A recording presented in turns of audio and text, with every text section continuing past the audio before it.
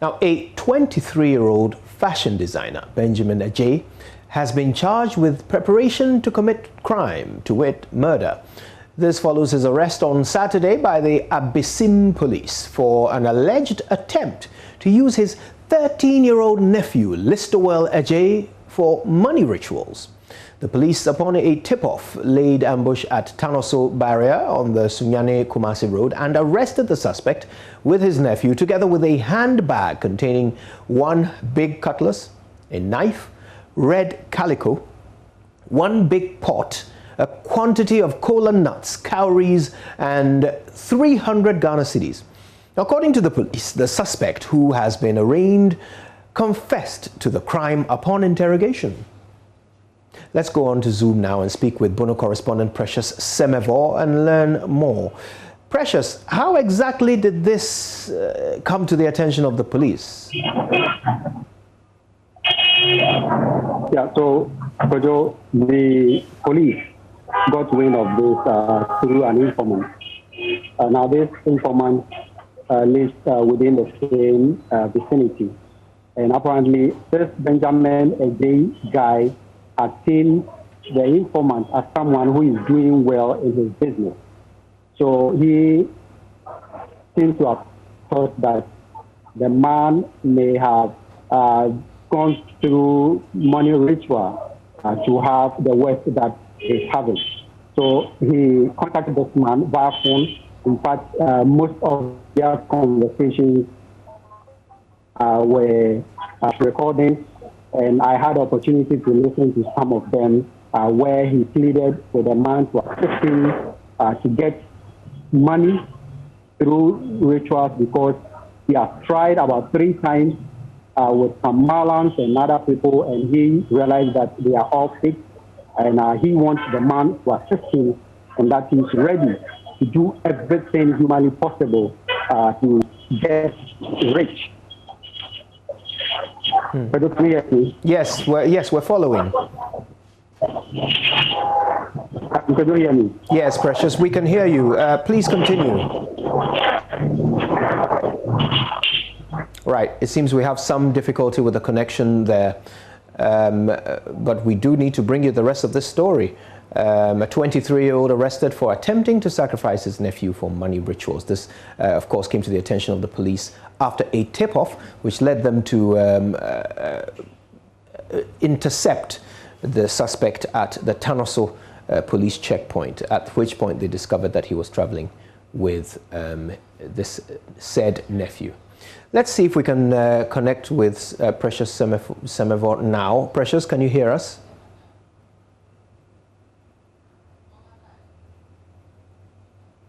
Precious, do we have you on the line? All right. Well, we can now hear from the police who have been looking into this matter. In the case, in a situation where somebody, a suspect by name Benjamin Ajay, 23, fashion designer, made preparations to go and then use his nephew, Listowel Ajay, 13 years, to offer as sacrifice in order for him to get rich overnight. We've had this information through an informant barely 2 weeks ago. On the 14th of this month, we had concrete information that the suspect was ready to embark on that exercise. Then police, together with the informant, laid ambush on the 15th of this month. Police laid ambush at Tanoso barrier. Already police had enough information from the informant as to how he was conveying the victim to the place. And then the suspect was relying on the informant to lead him to a juju man's place. Police got ambushed at Tanoso barrier, got suspect Benjamin Ajay arrested in a taxi cab, found Listowel Ajay, the nephew, also on board. The police arrested them, all of them, took them to the police station. A search on the car revealed a handbag containing a big cutlass, a knife, quantity of cola nuts, red calico, one big pot, cowries and money sum of 300 Ghana cedis. Police posed more, interrogated the suspect. Suspect did admit that he was really going to offer the nephew for sacrifice in order to get money. Police, as we speak now, are preparing the accused person to arraign him before court on a charge of preparation to commit crime, to wit, murder. So, and how is the family reacting to this? The family, to the best of my knowledge, is cooperating because they were taken aback when they realized a relative, that is the suspect Benjamin Ajay, had that plans and he wanted to execute that plan. So they were really astonished and cooperating with the police to ensure that the suspect is prosecuted. But information that we have indicates that they are trying to get in touch with the police to release the case to them so that they handle it at the family level. Well, to the best of my knowledge, I'm not aware of that situation. I'm in charge of the case. And I think that this is a situation where a relative was going to be offered for sacrifice. And any rational human being wouldn't take such a thing lightly. They are cooperating as we speak. They are cooperating very well as we speak. And as I speak right now, suspect is being arraigned before court. And then the police will not back. The police in no way would compromise this situation because this is a case of first degree felony. That is murder. And then even that the complaint, the family of the victim, even if they don't see eye to eye with police, they have no choice because this is a crime against the state. It's against the republic. And police will no way agree with them to toe that line.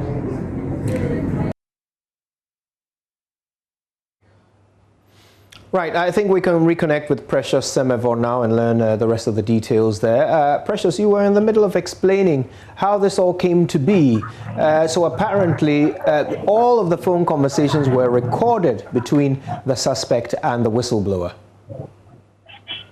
Yeah, so the informant, all this was in touch with the police, the Abyssinian station officer, and he constantly briefed the man about the motive of this Benjamin Ajay guy.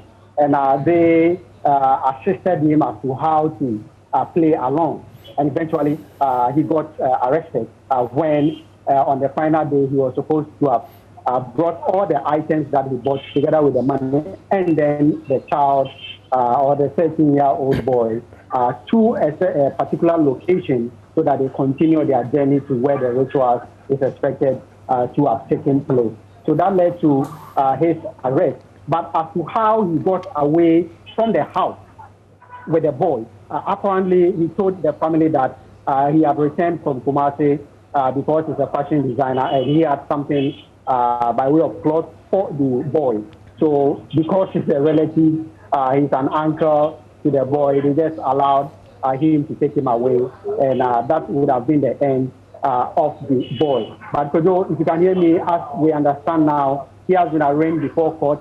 He has been remanded in police custody for 2 weeks to reappear on the 2nd of that is June next month to reappear. Well, we'll certainly be following this one keenly. So, Precious, thank you very much for that update. We'll have more from you as it unfolds.